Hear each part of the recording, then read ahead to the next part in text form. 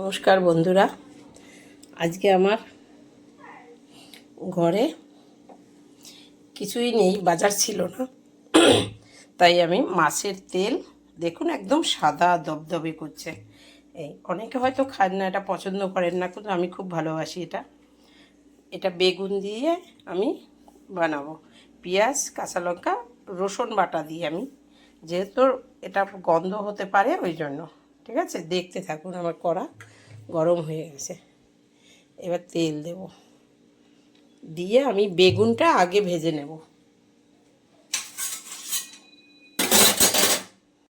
আমি বেগুনটা ভেজে নিয়েছি, বেগুনটা ভাজা হয়ে গেছে, এবার নামিয়ে নেব। এবার আমি তেল গরম হয়ে গেছে, মাছের তেলটা দেব।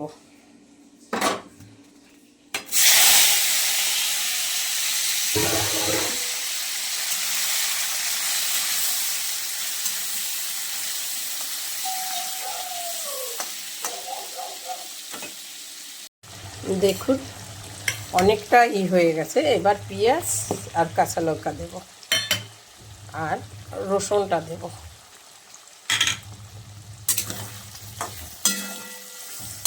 এটা একদম শুকনো শুকনো হয়ে যাবে, তখন আমি বেগুনটা ভেজে রেখেছি ওটা দেব।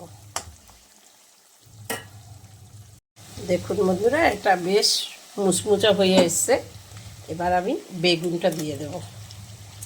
বেগুনটা ভেজে রেখেছিলাম, কি সুন্দর হয়েছে দেখুন।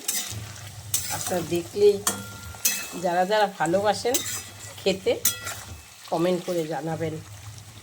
যে আমি তো খুব ভালোবাসি খেতে, এখন জানি না আপনারা কে কে ভালোবাসেন।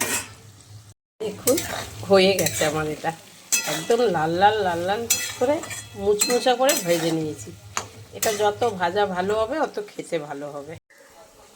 দেখুন কি সুন্দর হয়েছে, আপনার দেখলেই খেতে ইচ্ছা করবে।